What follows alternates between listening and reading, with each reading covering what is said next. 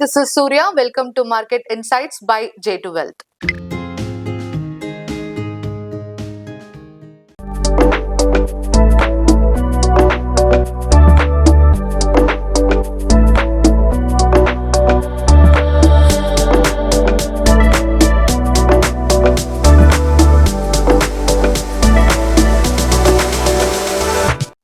Today, we are delighted to have Mr. Jitendra Sriram, a fund manager in Baroda BNP Paribas Mutual Fund. Mr. Jitendra has overall 25 years of experience in equity research. Previously, he worked at Deutsche Equities India Private Limited as vice president from the year 2002 till April 2006. Mr. Jitendra currently handles AUM around 4,262 crores. Mr. Jitendra currently handles 4 schemes in Baroda. They are Baroda BNP Paribas Multi-Asset Fund, Baroda BNP Paribas Aggressive Hybrid Fund, Baroda BNP Paribas Large Cap Fund, and Baroda BNP Paribas Business Cycle Fund. Thank you for giving us the opportunity, sir.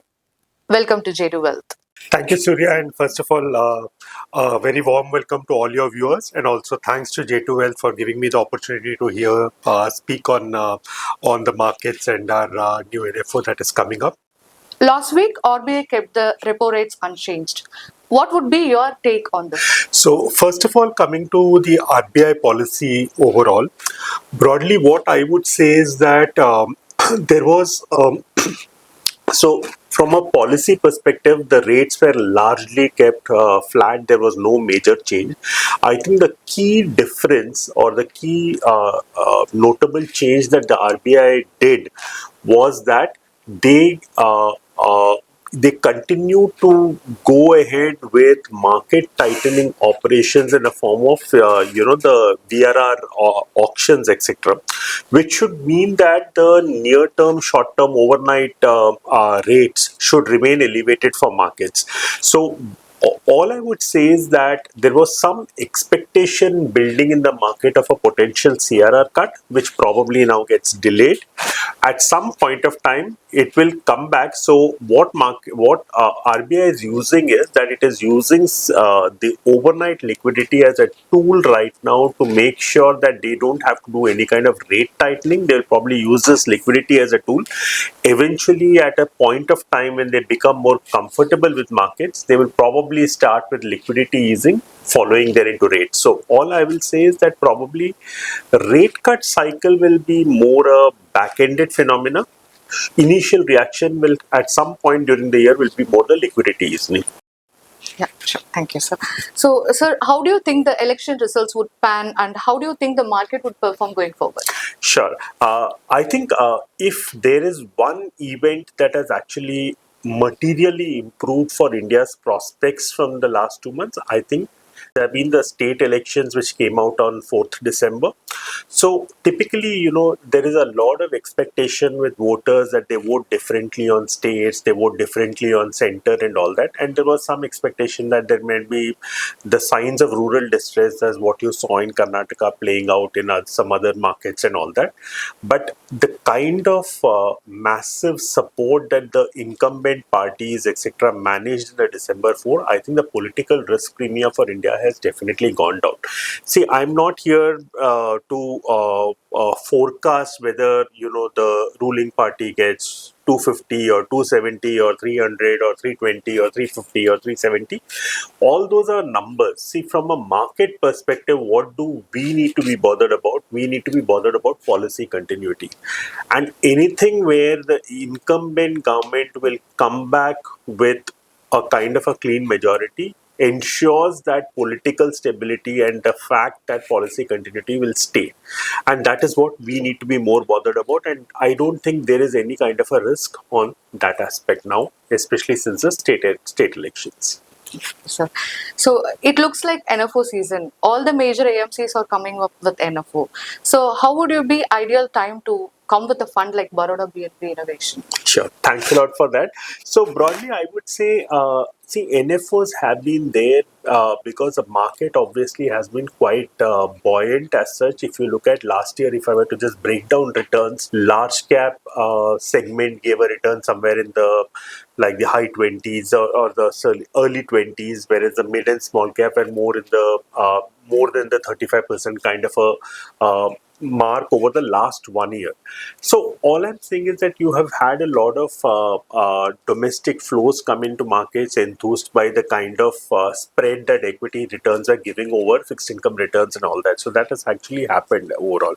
So if I were to just step back from that piece of the attraction to market, I would say the other big area that has actually helped markets overall has been that, if you look at the way change is coming in market, so which is where this whole concept of innovation comes in.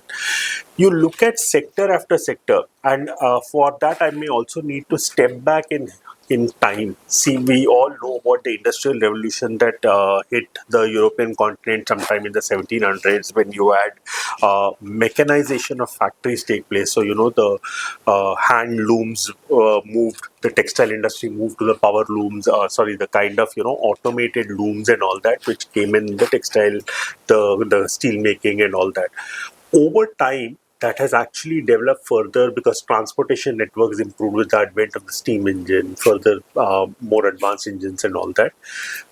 The other big delta that came for human productivity was the absorption of electricity as a concept, which started in the early 1900s. As electricity came in, you managed to automate machines, and human productivity went up by leaps and bounds. And I think we are now standing at a similar juncture now, just like what you have on tech-enabled improvements that came through around the Y2K mark. You now have a situation where I'm sure all your viewers, etc., have all been enthused by things like chat GPT, artificial intelligence, and various other aspects right now. And this advent of machine learning, blockchains, the whole concept of artificial intelligence, which is starting to come, that promises to be another major leap forward for the innovation that is going to come in.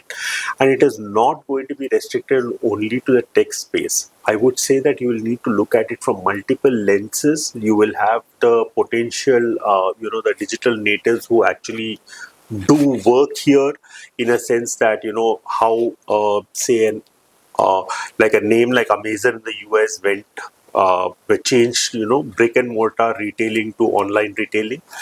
Or you will have transformers who actually assist in the transformation, whether it's a ER&D company, or whether it be a kind of another kind of a facilitator, or it could be even certain legacy companies which are turning that tide. We all tend to think of innovation as only coming from the startup world and all. I'm not saying startup is not critical. Startup is very critical. Idea formation happens here, but that is not the end of the story. Take, for example, energy sector for now. In energy sector, two of the largest players in India now want to set up gigawatt facilities. They want to set up facilities for breaking water into hydrogen and oxygen, storage of that hydrogen, finally commercializing it, retailing it, and where it can be used in fuel cell technology. So it's a very big game out there. Auto, we have all seen the entire growth of Tesla and how they have changed or transitioned the entire industry, and we are seeing now initial baby steps being taken for the hydrogen fuel cell technology also. And if that kicks in, that can be another big transformation there. Ditto in areas like pharmaceuticals. See, earlier when anybody of us fell sick, we used to pop a chemical. It would be a simple chemical like a fever controlled medicine or something else. Today, what is happening is there's a lot more of innovation coming in there as well, whether it is a kind of a peptide chain, a protein chain, which actually enables a very targeted attack on the specific ailment, or it could be gene editing technologies, which actually can be used to control issues of cancer and various other advanced diseases and all that. So sector after sector, we are seeing the forces of innovation play out. We know the most obvious ones, IT, autos, stuff like that. but I think it goes far beyond that. Clean energy, also in terms of the entire zero water, or to ensure that there is no wastage as such from industrial units. All these are forcing, the cleaner environmental standards are forcing this kind of changes of innovation. That's why we feel it is a multi-decadal theme which will play out.